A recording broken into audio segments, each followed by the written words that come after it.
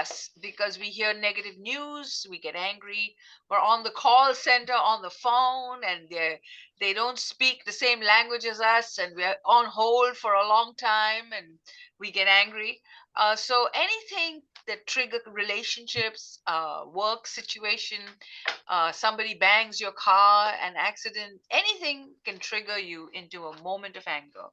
And I'm here to tell you that we have Dr. Mort Orman, who is a board certified, um, and he has written 23 books plus a whole 38 books in total.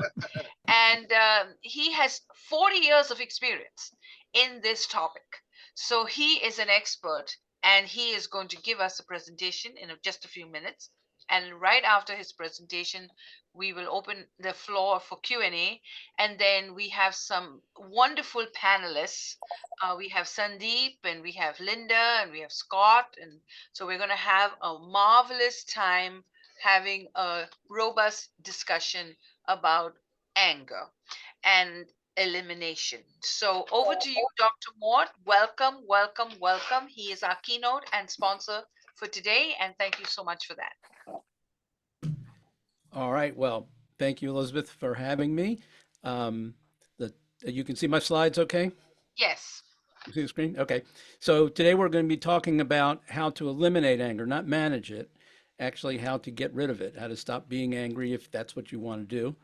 And this certainly is something of should be of global interest, given the amount of anger there is, not just in the U.S. but all around the world. And we're going to talk about how to eliminate anger quickly and easily whenever anger is not serving you. So if you have anger that is being helpful to you in some way, that's fine. You can keep it. But if there's anger that's causing damage or problems in your life, you can get rid of it. So three main things I'll talk about today is how prevalent and damaging anger is in our lives and how it can affect our health, our happiness, our relationship, and our careers in negative ways. The second thing we'll focus on is what's really causing our anger to occur, and it's not what most people believe is causing their anger to occur.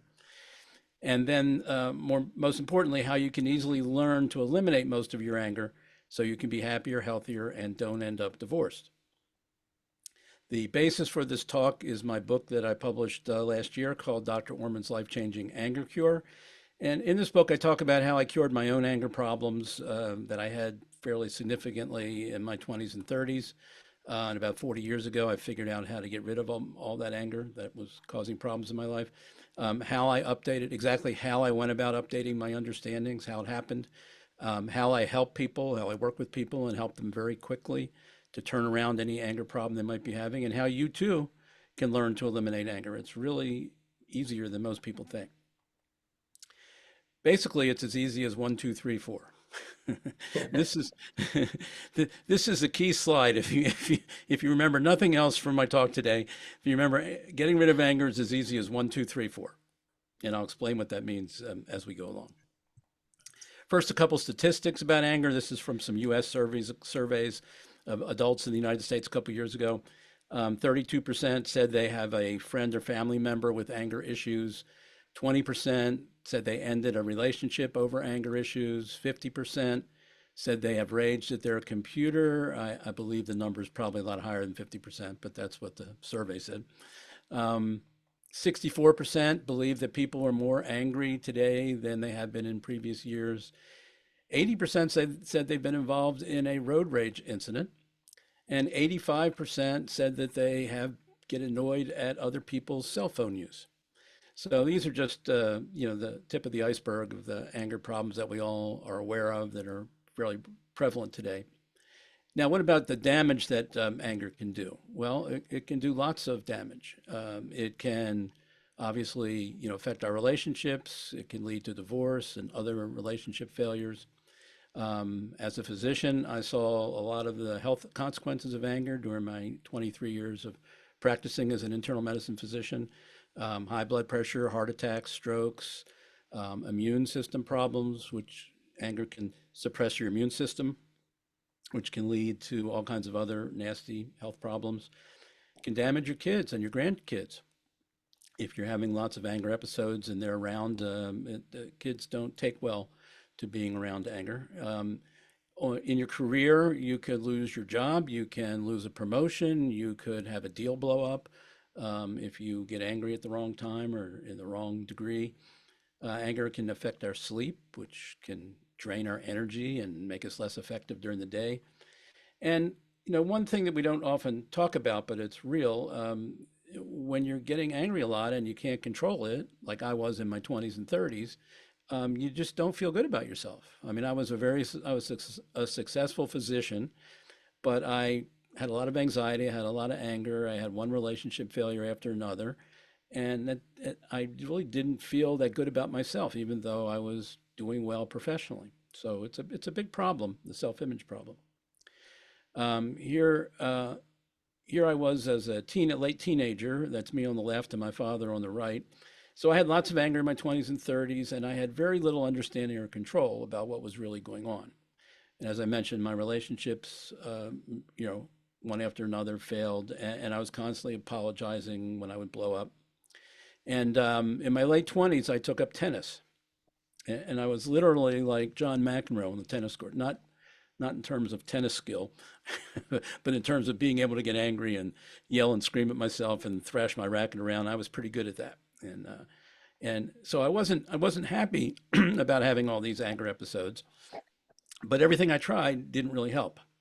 And I tried all kinds of anger management things, all kinds of stress management things. I was aware of a lot of the strategies and read a bunch of self-help books. But every day I would wake up, I'm the same angry guy. I would get triggered very easily. I even got angry at my patients very easily when first was in practice. And it wasn't until I finally discovered what was really going on and what the real causes of my anger were. And I finally discovered it really wasn't all those other people that I thought was the cause of my anger. It wasn't all those external events. It wasn't all the stupid and wrong things that lots of people do from time to time. It was basically coming from me. And it was coming from my own brain, which is what I really didn't understand. Even though I was trained as a physician, they never taught us about where anger actually comes from. But once I understood how all of our anger comes from our brains and exactly the mechanism of how that happens, my life changed permanently. This was like 40 years ago. And ever since then, I was very shortly able to get rid of most of the anger and anxiety and relationship failures that I had. And over the last 40 years, I've had very little anger, anxiety, or stress. I stopped ruining my relationships. And if you don't believe me, I think the proof is that my wife and I just celebrated our 41st wedding anniversary. And I've got to tell you that there's no way that would have happened if I hadn't discovered how to eliminate my anger and where it was actually coming from. So wouldn't you like to have that kind of an anger-free life if you could? Now, a lot of people don't believe it's possible, but trust me, it is. I didn't think it was possible back in those days when I was struggling with anger. If you'd have told me it was possible, I said, you're crazy. I'm just probably always going to be this way. But lo and behold, I was able to figure out how to get rid of most of it. And my promise to you is you can eliminate all the unwanted anger in your life if you update your understandings and adopt better ways of understanding where anger actually comes from. So let's talk about the causes of anger. So let's dive into this. So what's really causing our anger to occur? Well, here's a common situation we probably all experience. You're on your way somewhere, you're on your way to work or a meeting, and all of a sudden you're stuck in traffic, and now the anger starts to build little by little. So we usually think we understand what's causing the anger in these situations. It's the traffic jam. Well, actually, that's only the external cause. When it comes to emotions in human beings, there's always a combination of external causes and internal causes.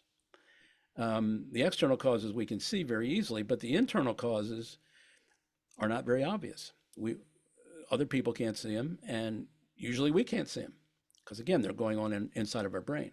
But they're there, and they're very important. Now, just to give you an example of how this works, I use an example that we're all familiar with using our computers. So assume you're sitting in front of your computer and you press the A key on your keyboard and the A appears on your screen. Pretty common phenomenon that we've all experienced. Well, why did the A appear? If someone asked you, why do you think the A appeared on the screen? Most people would say, well, that's a silly question. I pushed the A key on the keyboard. That's why the A appeared. And as far as that goes, that would be correct. But if I asked you, are there any other causes that were involved for that to happen? and you thought about it for a minute, you'd realize that there are other causes. There have to be programs inside the computer running in the background that we don't see and we don't know much about, but they have to be there for that phenomenon to happen. If you don't have those programs, you can press the A key all day long and nothing's going to appear on your computer screen. So that's an example of how our emotions work, that there are causes in the background in our brains that we don't see and we don't notice, but they have to be there to produce the emotion. If they're not there, you don't get the emotion. So when somebody gets angry, what we don't realize is there are programs running inside of us, inside of our brain. And that's what's actually producing the anger. The external event is just the trigger. What's actually causing the anger is what's going on inside of our brains, the program that's running inside our brains that's invisible that we don't see. And it usually consists of several thoughts and perceptions and the way our brain filters reality for us. But the brain never presents us with a picture of the actual reality that's going on outside of us. It always kind of dumbs it down a little bit and filters out a bunch of stuff that it thinks are not necessary or important. And it only shows us what it thinks we need to see. So it's constantly filtering everything 24 hours a day. And we don't even realize that that's happening. But whenever we have an emotion, any emotion, there's usually just a couple simple filters involved, the ways our brain tells us to look at the situation that produces the emotion. And when you understand what the filters are for any specific emotion, you can then now step in and take control of your brain and what it's doing to you to give you that emotion, which you can't do if you're just busy managing just the symptoms to feel a little bit better. That's fine. But if you really want to get at the causes, you have to understand how your brain is filtering things and how your brain's telling you to look at a situation to give you that emotion. And when you know these internal causes, when you know those three filters, you can finally win the anger game, which most people can't win today. And you can turn on your TV and turn on your social media, and you'll see a lot of people who are losing the anger game. Their anger is controlling them. They're not controlling their anger. It's because they don't really understand what their brain is doing and what these internal causes are. So I'm going to show you in a few minutes what these filters are. And when I do, you should write them down because they'll be very useful to you for the rest of your life. Anytime you get angry, you'll be able to refer to what we're going to talk about in a few moments, and you'll know exactly what your brain is doing to make you angry every single time, 100%. So the big mistake we make when we try to understand the causes of our anger is we think anger is a 1-2 process. Now, what do I mean by that? I mean, we see something, somebody does something, somebody doesn't do something, somebody cuts us off in traffic, somebody, insults us or embarrasses us or threatens us. We see the thing, we feel the anger. It looks like 1 causes 2. Simple, direct cause effect. That's most people's common sense understanding of anger. The problem is it's wrong. That's not how anger gets generated. As I told you in the beginning, anger is 1, 2, 3, 4. It's never 1, 2. And where one is the triggering event, 4 is the anger, and there's 2 other causes going on in our brain that are invisible. But you've got to have those first 3 causes all lined up before you get to 4, which is feeling the anger. And like I said, 2 and 3 are invisible, so most people don't even know they're there, much less what they are. And we're going to reveal those today very shortly. So let's dive in. What are these 2 invisible pieces of the anger puzzle? Steps 2 and 3, or causes 2 and 3 in the scenario. And what you should know about this is these are involved every single time anybody ever gets angry about anything. You can't get angry without 2 and 3. You can have all the 1s you want, but if you don't have the 2s and 3s, you don't get the 4. And they're always there. They're just invisible, so you don't see them. So what are these filters that produce anger in human beings? They are what's actually causing your anger, not the triggering event. So here they are. First filter is usually when we're angry, our brain tells us to look at a situation in the way that somebody did something bad and wrong they shouldn't have done. So notice we never get angry when we think somebody did somebody great or terrific or fantastic. It's always they did something bad, they did something wrong, they did something unjust, unfair, harmful. Okay, they did something they shouldn't have done, illegal, whatever. The second filter, our brain then tells us, to imagine or think or notice that there was hurt or harm or negative impact, either immediate or potential. Somebody could have got hurt and harmed, or somebody did get hurt and harmed, or negatively impacted. It could have been inconvenience. They could have been offended. They could have been denied something. Whatever it is, they could be thrown in jail. Whatever the negative impact is, there's a negative impact that's part of the story. And the third filter is whoever did the bad, wrong thing and caused the negative impact was usually either 100% or largely almost 100% responsible or to blame. I call that unilateral blame, very one-sided. And when your brain gives you these three filters and tells you to look at a situation through these three filters, you're going to get the emotion of anger. Now, if you're having anxiety, your brain's telling you three other things. Okay, it's giving you three other filters. If you have guilt, it's going to give you three other filters. If you have sadness, it's giving you three other filters. So whatever your emotion is, you can always tie it back to a couple primary filters in the brain. So these are the filters for anger, and you should write these down and put them on a sticky note or an index card or on your cell phone or somewhere where you can refer back to them, because every time you get angry, you can pull these up and you go, okay, this is what my brain's doing to me. This is how it's telling me to perceive the situation, think about the situation. Okay? Here's an example. Two people standing side by side in a grocery store. They both witness a mother haul off and slap her misbehaving young child.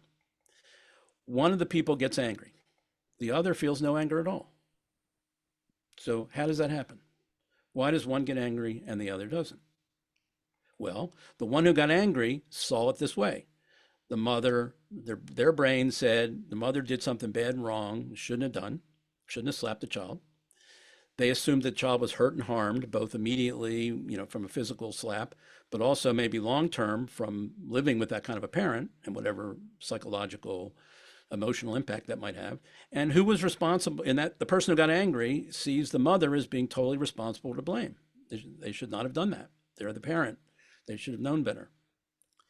That's why the person got it. Now, the other person may not have looked at it that way.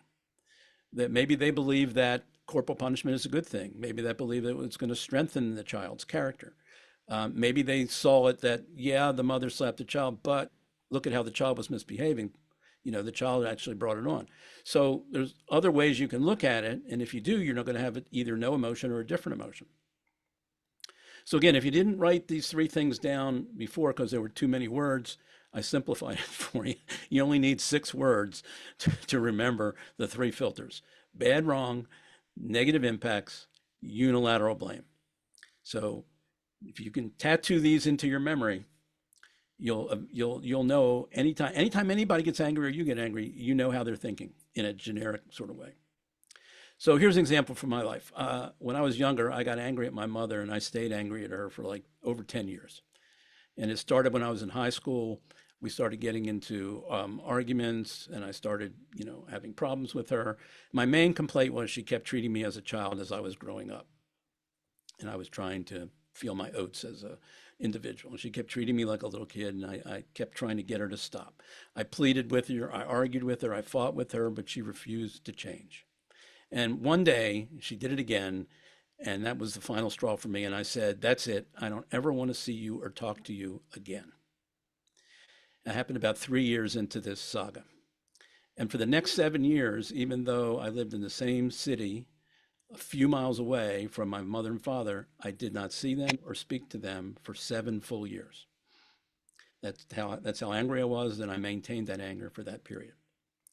Now, why was I angry at my mother? I didn't have these insights at the time, but once I realized what was going on, okay, I realized that the reason why I was angry was because my brain was telling me repeatedly that what my mother was doing, i.e. treating me as a child, was bad and wrong and something she shouldn't do and something she should stop doing. I was feeling negatively impacted. I was feeling belittled. I was feeling, less than.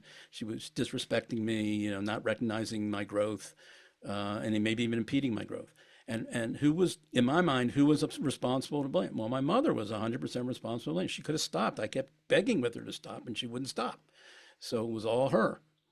And that's how I saw it. Now, once I realized that that's what's the mechanism, I realized these things weren't completely true.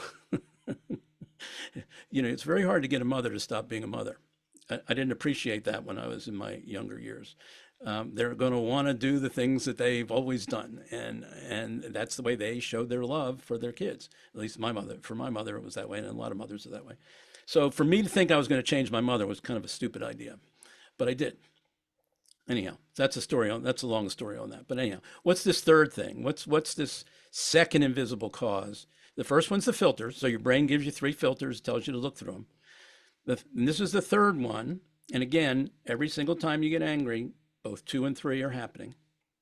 And I call it the automatic, invisible, lightning fast, incontrovertible something. I'll tell you the something in a minute. But it's automatic. This is what your brain is doing. It's automatic. It's invisible because it's going on in your brain. Lightning fast comes immediately after the filters. And it's incontrovertible, which means it's hard to argue with. All right. And what is it? What is your brain doing here at this in this step? It's the stamp of truth. So the first thing to make you angry, your brain gives you these filters. And remember, they're filters. So filtering is going to leave stuff out. So it's never the whole truth. Okay. And sometimes it could be really distorted. But they're going to give you these filters. And then your brain immediately says, this is the truth. Believe me, I'm your brain. I wouldn't lie to you. Okay. Don't argue with me. Don't ask any questions. This is the truth. Look at it this way. And then that makes you angry. So it's like a 1-2 punch. Your brain gives you the filters and then tells you they're true. And when you believe they're true and you're looking at them in that way, you're going to have the strong emotion. Okay. Like I said, I believed initially those three things about my mother. It was only later on, after 10 years had gone by, that I realized, hey, I had made some mistakes here and I had made some stupid decisions or bad decisions I didn't see when I was in the middle of it. So again, when you know these internal causes, when you know the three filters, and you know that your brain is telling you they're absolutely true when a lot of times they're not, now, now you can play the game that you couldn't play before. Because now you can step in and you can say, okay, I know what my brain's doing to me.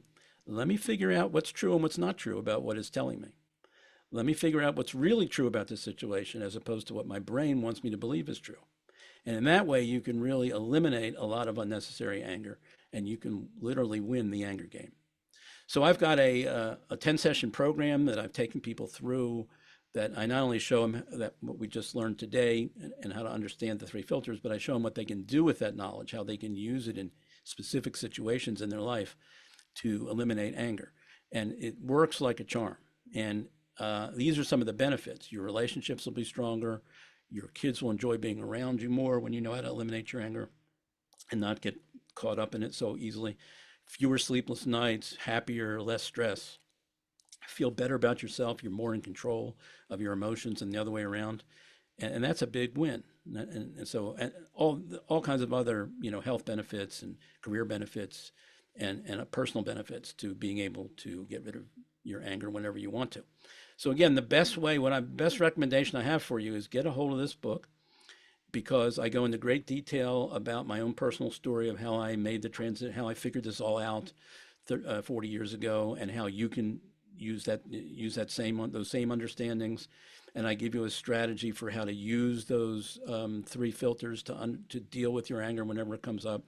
And you get a lot of really practical, hands-on advice through the book. You could also, if you want additional coaching, I'm available to do that too. But a lot of times you can just get enough from the book that you can learn how to use this approach that we've talked about today. You can reach out to me at my website if you need to.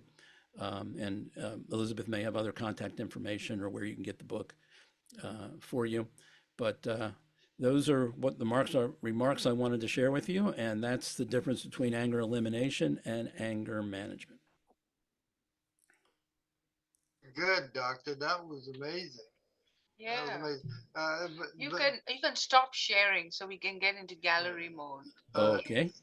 however, as you were reflecting, I remember a status in my own condition that I had a close relative, a very close relative. I won't name who they are, but I was, and it was the one time I became aware of such anger, and I could be riding with this person, just riding. I'm a passenger in their car, Mm-hmm. and um, and all of a sudden, the driver of the car decided to turn around and go after another driver. Mm-hmm. I'm in the car, and now and the relative was so close to me that if he fought, I would have to fight. Mm-hmm. you So know, he got angry. So, and, so what and caused him he to would turn get out around the is he got car. angry. Yeah, He, he would get out the car ready to start swinging. yeah, yeah. And so what I decided, I'm not riding with him anymore. I understand. I understand. So Good choice. I made the decision that that anger ain't for me. I mean, I get mad. I get mad on a ball court. Yeah, And there are people that come out to the ball court just to fight. And I'm yeah, not a fighter. I came to play the sport. yeah. But if I got to fight to prove my point, who's the better player, then this is not the game I want to be playing in. You know No, what I mean? I So understand. But now we know. But now we know exactly why why the driver became angry. Because whatever the other driver we did, still don't know that. no, we do know that now. We Okay. after listening to this talk, you know. Okay. I see. Okay. I see. So whatever the other driver did, Right. okay, Right. the one you were driving with, Uh. their brain said that was very bad and very wrong. Sure. Sure. Somebody could have been hurt and harmed, Right. Right. and that no good so and so is 100% responsible to blame. Right. And they went, and the brain went one step further, said, Yeah. and they deserve to be punished. Yeah. Okay, and then he turns around, and then that causes him to turn around and go do whatever he's going to do. Okay. Well, I drive. I like driving. I've always driven, and I don't mind driving. Hmm. But I've never been in a condition where that guy cut me off. As a matter of fact, that never. In fact, we were talking with someone earlier, and they were saying that one of her relatives was the same way. That consequently, that person had to really stop driving because they were thrown into a catapult over conditions that they Yeah. just couldn't handle the stress anymore. Yeah. But your points have that validity. But if you can see yourself and cut things off before they reach a point of Yeah. boil, Yeah. it's like a pot. Well, let me give you. I try to cut pots off before they boil. Yeah. Let me give you an example. I used to think in my younger days, when my angry days, that demonstrating your anger in your car when somebody did something you didn't like on the road was good and healthy. So, and plus you're in the safety most of the time, you're in safety of your own car. So it's good to just work up the anger and get it out and, Right. honk the horn and give the gestures and all that stuff. And then I started doing this work where I started realizing my brain was tricking me a lot of the times, making me think things were true that weren't completely true. And one day I was going down on a highway, and I was in the right-hand lane of an expressway, and somebody pulled on an entrance ramp very slowly in front of me, and I had to slam on my brakes, and I start to work up the anger and do the finger gestures and honk the horn and all that stuff. And then I realized, oh, wait a second, I was going 80 miles an hour in the right-hand lane. Right. Right. I didn't appreciate that before. And then I remembered, I've been in that same situation where I was the guy coming off on the coming onto the highway from the entrance ramp, and you make a quick glance, and you see another car in the distance. You don't realize how fast it's going. Right. That's Yeah. You got to just make a quick glance, and then you just, okay, I got time, so you just slowly wander into onto the highway. Well, as soon as I realized that that person wasn't 100% responsible to blame, that I was just as guilty right. for Right. driving 80 miles an hour in the right hand lane. I couldn't be angry anymore. I couldn't do the working it up because I realized it was BS. The question to me is, how do you get angry with your mother? I think about my mother. 10 years. She cooks my food. I can't get mad at my mother. She won't cook any more food for me. Well, I would get angry because my mother would keep giving me food when I didn't want it or need it, and I said, "Listen, I don't need that anymore." Right. I see. I see. Yeah. And while you were speaking, one thing came to mind is sometimes, we are very super smart people, right? And as super smart people, you find other people are not as smart as you, and it frustrates you. Like, for example, the call centers, you're Hmm. calling them for some kind of problem solve, like Microsoft. I was calling them because the computer, was not working, and they couldn't figure it out, but they were making up stuff. And so I was getting frustrated, and you're right, you keep blaming the other person, and you're getting angrier and angrier. But one of the things that I found helpful for me was just hang up and find another, Hey, find man. somebody else Yeah, to I work mean, with. eliminate stress. Just eliminate stress, Mm. because if they're stressing you out, you don't need to be No, stressed, no, no. Yeah, I and then mean, you find somebody who's that's a more legitimate competent. strategy. Yeah, somebody who's, Avoiding a situation that you triggers know, you is a yeah, legitimate strategy, but there are a lot of times when you're stuck and yeah, you can't get out. And Yeah. then that's when you need to turn to something like this where, okay, I'm in this, my brain keeps generating these three stories, keeps Mm. telling me it's true, generating my anger. What yep, can I do? Well, you can do anger management and calm yourself down. It's good. But if you want to end the anger, let's say it's been going on for days or weeks, whatever it is, then you got to go in and interrogate your brain and yeah, do battle with your brain. Mm. And Yeah. this is the roadmap for what the questions are that you ask and what the things you investigate. Because you know what your brain's telling you, yep, and now you got to figure out, is it true or not. And sometimes all you need is one of the three filters to recognize that they're faulty in some way. The other two could be completely true Yeah. or yeah, partially true. So you don't have to get all three. Any one of them, because it's like a three-leg stool. Our emotions are built on like a three-leg stool. All three of them have to be believed for the emotion. And if you can interrupt any one of them and see that it's not true, the whole emotion crumbles. So sometimes in my experience, sometimes one is true, sometimes two, sometimes all three of them have faults, in terms yeah. of the truthfulness of what my brain is telling us. So it can be any of those, but all you need is one, and it'll reduce the emotion, the intensity of the emotion, and sometimes make it go away completely. Yeah. Wow, Mm. I thought that was amazing. I never looked at anger in that way. Well, it's Any hard questions? because it's Yeah, invisible. Nobody can see it. yeah, You can't. You're walking around. You can see the triggers, yeah, and you can feel the anger, and you can see people are angry. So yeah. you get the one and the four. That kind of is easy, but the two and three are very challenging, and most people don't even know they're there. Linda and then Scott have Linda questions. and Scott. Linda, go. Yeah. Oh, I think it's wonderful. I just love your talk, and I can't wait to get your book. But I have a question. How does fear go along with anger? What part does fear? Do you think it has anything to do with anger at all? Yeah. Well, Fear of something, something. if somebody makes you fearful, then you're going to assume that's a bad and wrong thing that they did, and the hurt and the harm is the fear. They made you scared. They Mhm. made you, fearful you're going to lose something or something's going to get damaged, or if they do that, um, then that can make you angry. So fear can be part And of then somebody sometimes, making you angry, or fearful can be part of the bad and wrong, bad behavior and the bad and wrong scenario that your brain is telling you and they were 100% responsible for doing that, choosing to do that. Then you get angry.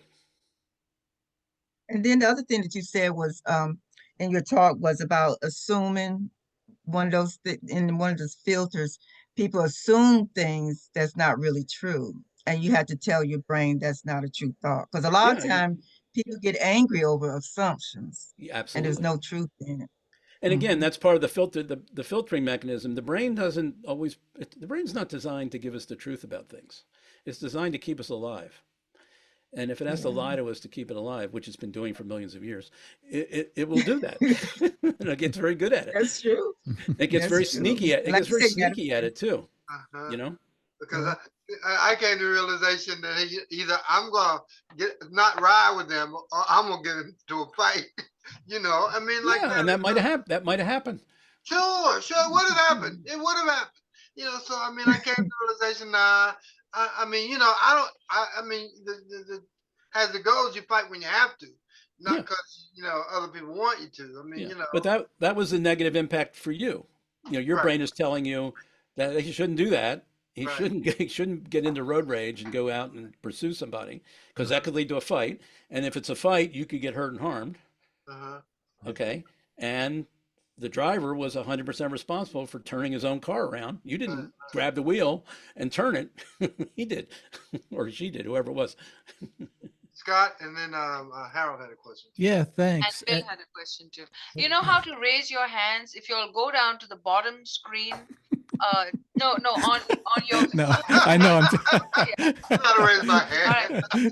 No, I was Go ahead, trying to Scott. show Go you ahead, how to Scott. do it on the screen. Yes, I was going to do it, but anyway, yeah, thank you, Dr. Orman. It's a great platform, and I'm a psychologist, and I ordered your book, but I didn't get it. So what I was zeroing in on was to how you address, the filters, and I have two comments and then a question. In looking at how to address the bad, wrong, hurt, harm, unilateral blame. And one thing came to mind was the Buddhist meditation approach called Vipassana. It's a 10-day thing. I don't know if anybody's heard of it, but it's 10 days where you quiet your mind, but the key theme throughout the whole week is just observe. Just observe. And it capitalizes on the idea that we place the value on everything in our lives. And so when you get this just observe over and over again, and and I think that's part of how you move people from, get through the filters. And then, Well, anything you do from a personal development standpoint, where you gain skills, mental mastery, truth-telling skills, wisdom, right. all that stuff that you accumulate as you go through life comes in handy Yeah, when you're yeah. arguing with your brain. Yeah. Okay. Yeah. And just creating that space, where you can just observe what your brain is doing and observe the things it's telling you, gives you the opportunity to then move in whenever you want to, maybe challenge it or question it. Yeah. And then the other thing that came to mind was that in approaching people's, enabling them to raise their, the positive emotions and vibrations, and that one way to do that was to see in a conflict or in something that you're angry about, is that you investigate both sides, in depth, so that you can appreciate, what is going on, and that, Yes. they're saying, like, say in a conflict somewhere. Well, try and dig in, if you're really upset about it, dig into both sides, see what's going on. And then Yes. that can diffuse that and get you out of that angry mode, because angry modes are unhealthy, and physically, emotionally, and all that. So And that's that what was another happens thing. when two people are arguing, when two people are arguing, they each think they're right and the Yeah. other person's wrong. Yeah. And it's hard to be open-minded when your brain has locked you into that frame. Yeah. Okay. You've got to practice some skill where you can say, okay, hold on a second. Let me consider what there may be some truth to what they're saying. There may be some Yeah. validity to what they're saying. And they're probably looking at me like there's no validity to what I'm saying. So once you can open the space and you know what's damming up the works, you know what the brain is doing to damming up the works, then you can try and figure out some creative ways around it. Yeah. So then my last thing is a question. So, as a psychologist, and you would know this as well, that, there's deep-seated issues, and you can't just, think about things and then, oh, okay, well, I forgive you for 40 years of whatever, but, and I know that you probably get into this in your sessions, Yeah. but does it take people, does it take longer for people to get over things? Do some people never are never able to move beyond that? It's not that they're not able to; they just Mm, aren't willing to. Because they don't want to ultimately, let it what this go. boils down to, how your brain is making you angry. The secret sauce to eliminating the anger is to tell the truth, Mm, recognize the truth, mm, mm, and that's not easy in right. today's Yeah. world. It's getting harder and harder. Yeah. Yeah. Uh, Well, I'm not the a-hole in this. They are. no, maybe you are. Yeah. Right. That's what I'm saying. Like, people don't say Yeah, that. yeah. Yeah, that was that's one of my big realizations when I started doing this work. Is I'm more of Mm, an a-hole than I thought I was. yeah. Yeah. I No, think a I lot get of that. things are true and they're not necessarily true. And Mm, that really, that's humility, and that's good. But it counters a lot of the anger, because the anger is the opposite. Mm. The anger is, you know, the truth. You know, the no good so and so did something they shouldn't have done, and there's no other way to look at it. Mm. And it loosens you up to where you can see it in other ways and maybe give them benefit of the doubt. Hmm. Keeps the anger from Yeah. escalating. All right, but otherwise a great model, and I can see it helping many people. Yeah. So thank Well, you you for that mentioned work. 40 years. There's a story in the book. There's a guy that I worked with many years ago, who, when he was 5 years old, he was like 45, and he came to me for stress counseling. And the problem was, one of the problems was he was still angry at his parents Mm, since he was 5 years old. Mm. And when he was 5 years old, he had rheumatic fever. mm, And the doctors came to his parents and said, we got to take the kid out of school. We got to put him in a sanitarium for a year. That's the treatment, because they didn't have antibiotics and all that stuff back then. And that was a life-saving treatment. And so the parents didn't like the idea, but they went along because they felt they had to. And so Mm. he's in this place for a year, and the parents rarely come and visit him. And his assumption was that they didn't care about him. They just, betrayed him. They just, left him there by himself. And he was just bitter the whole time. And then eventually got out, came back home. But he carried this bitterness around, and he's still carrying it around 40 years later. And he's Mm. coming to somebody for help, with that being one of the components of his stress. His father had died, but his mother was still alive. So I said to him, have you ever, like in our second session, I said to him, have you ever gone to your mother and asked her what it was like for her and your father during that year that you were in Mm. the institution? And he said, no, because he assumed he knew. Mm. Okay. I said, well, you might want to do that for homework between now and our next session. mm. He said, okay. And so he went and he talked to his mother, and he said, and what he found out that he didn't know was that they felt so guilty about having to do this to him that they just couldn't Oh. emotionally stand to Mm. see him, because they felt so Mm. bad for what they had Right. done. So that's They why they could. didn't visit. It wasn't that they Right. didn't care. It Right. wasn't that They they didn't know abandoned him. how. Yeah. Yeah, it was just hard. And Mm. he didn't, as soon as he heard Yeah. that from his Right. mother, he went, "Oh my God!" And all his Mm. anger just Yeah. disappeared Right. from Yeah, I from can see gaining that. that piece of information that he Mm. didn't have. Mm. Okay. And so, like you say, 40 years worth of anger can disappear in an Mm. instant Mm. once you see what's true versus what you thought was true for all those 40 years. Right. mm, mm. Mm. Very good. Thank you. Harold had a question for you. Yes, go Yeah. ahead. Well, what I was going to say was that's why a third party or a psychiatrist or a therapist is really needed, Yeah. because so many people who have been hurt many years ago have kind of washed it out of their brains as to why they're angry. They just stay angry. Yeah. And there are those who, like you said, someone else I saw written on here about a narcissist. Some people just psychologically just screwed up. Yeah. And they're not gonna be open to telling the truth or debating their brain. They just want to keep things the way they are, and then you're not gonna have a hard time helping them.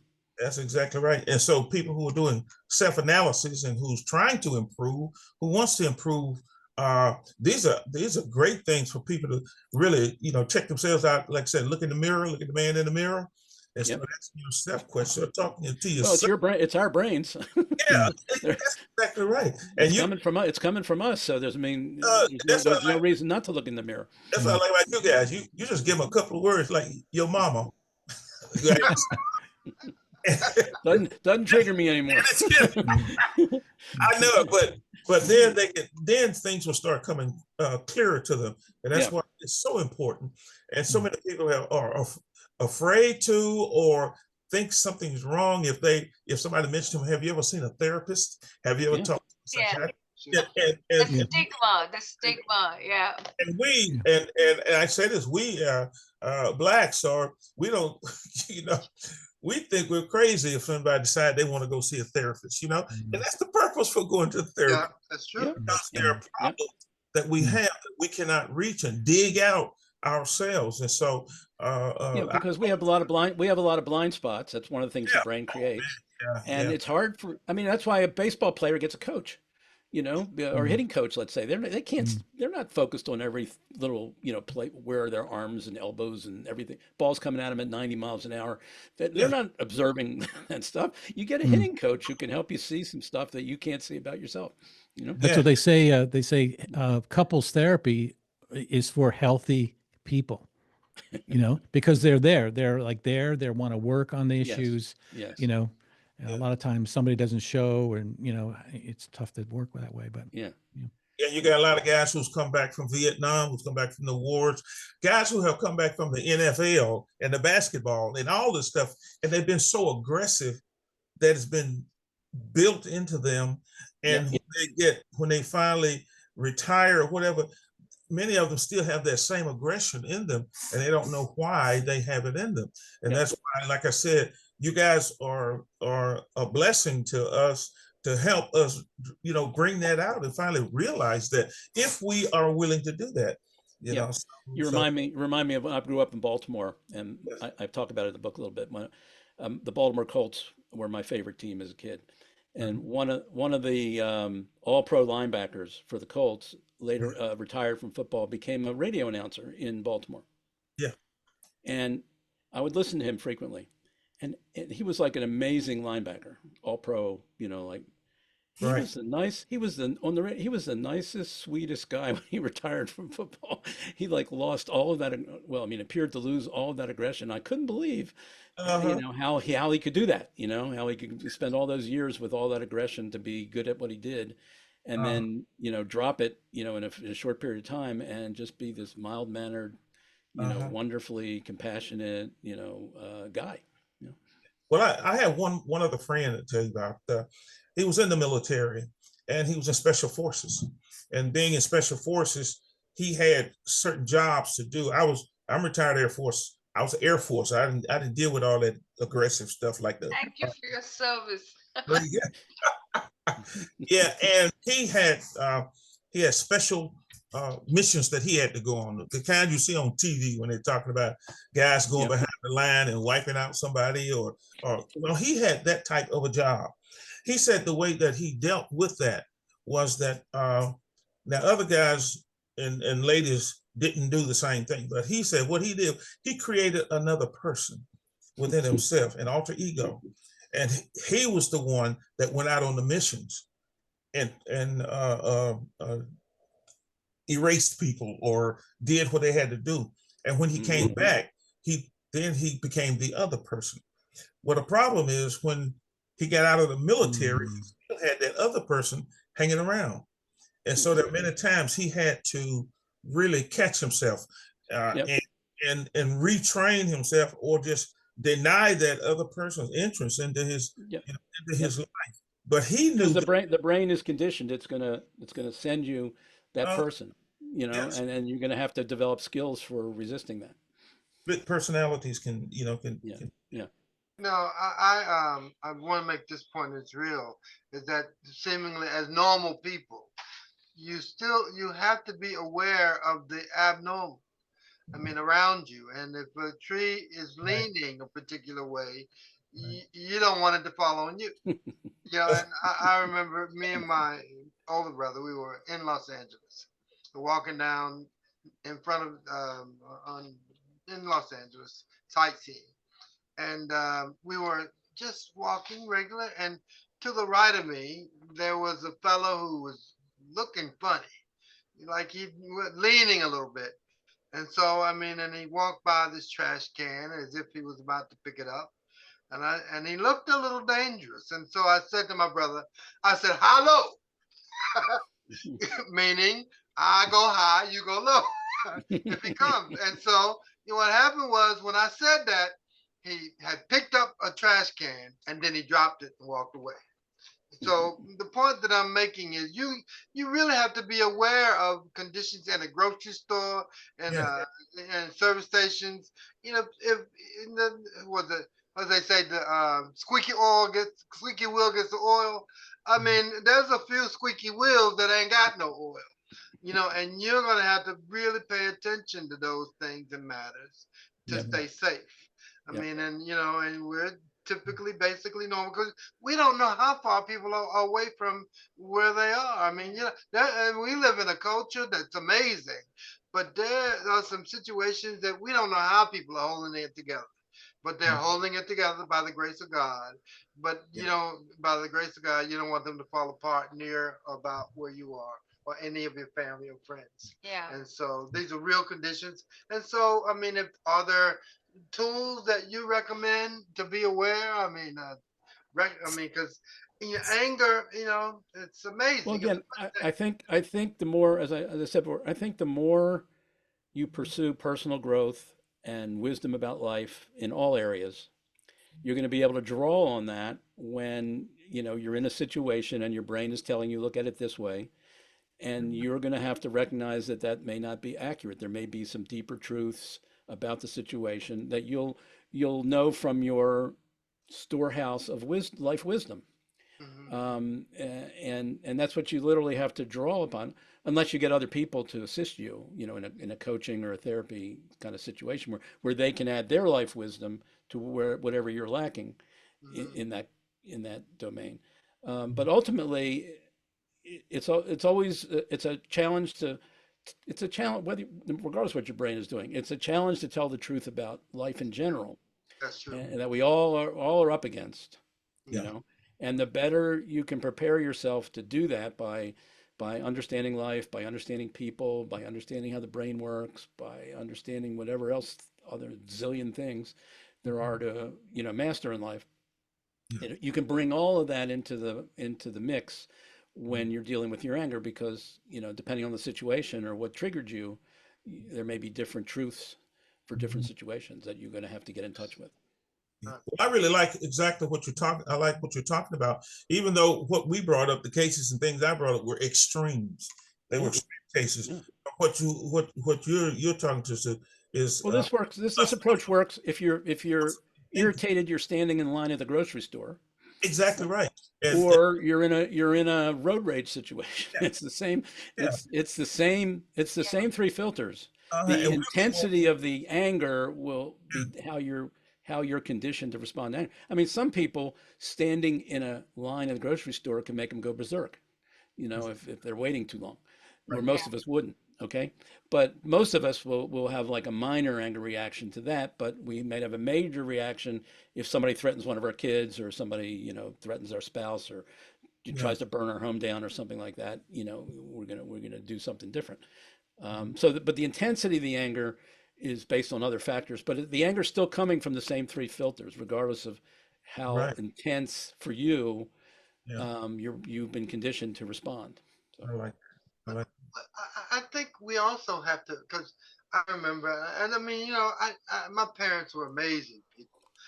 Amazing people. I mean, they really were. And they took a little bit of nothing and made something from it. Now, I remember as a young boy, I wanted a saxophone. And I asked my father for a saxophone.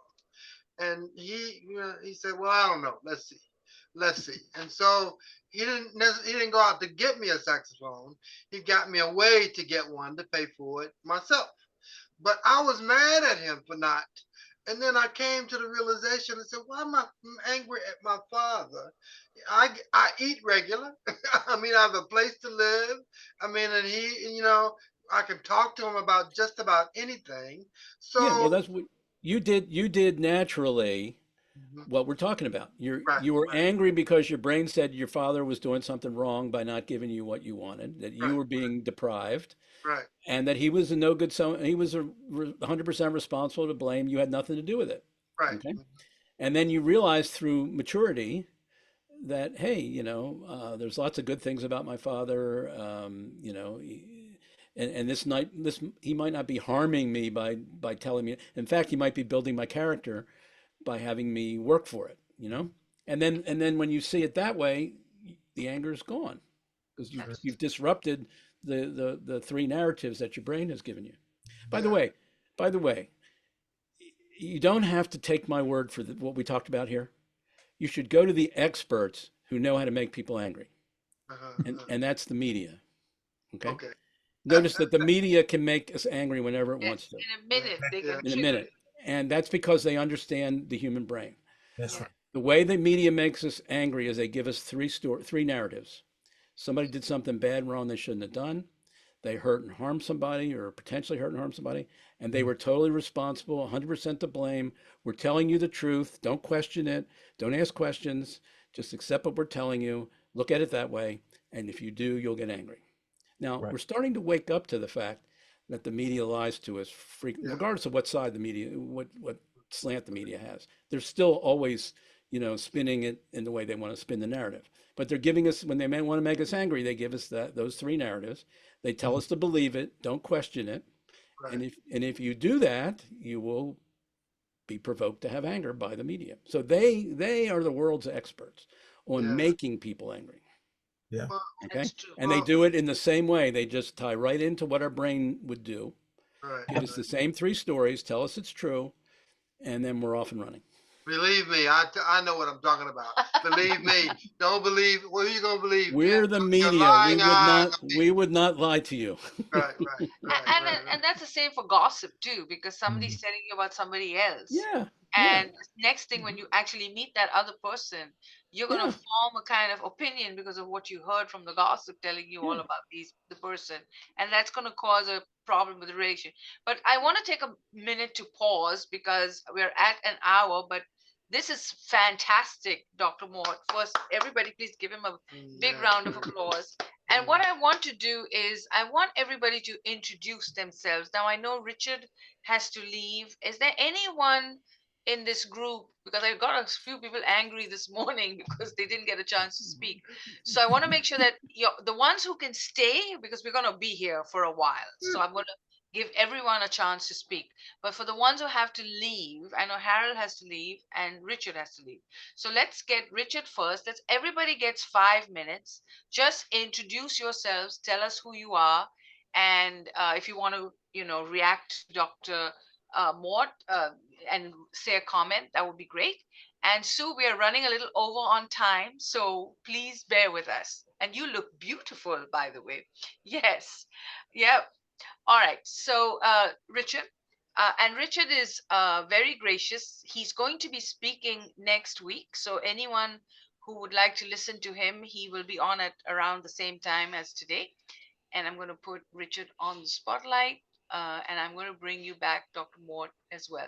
So let me stop recording. You're watching Discover Brightside, and we are talking about anger elimination with Dr. Mort Orman. And he has written several books, 23 books, 38 in total. And if you'd like to get his books, they're available at Amazon and anywhere where books are sold, as well as at the Brightside bookstore. So make sure you get a copy. And if you do get a copy, make sure you write a review. We are recruiting 200 reviewers because Black Friday and the holiday season will be approaching. And so if any of you would like to be reviewers, please get in touch with me.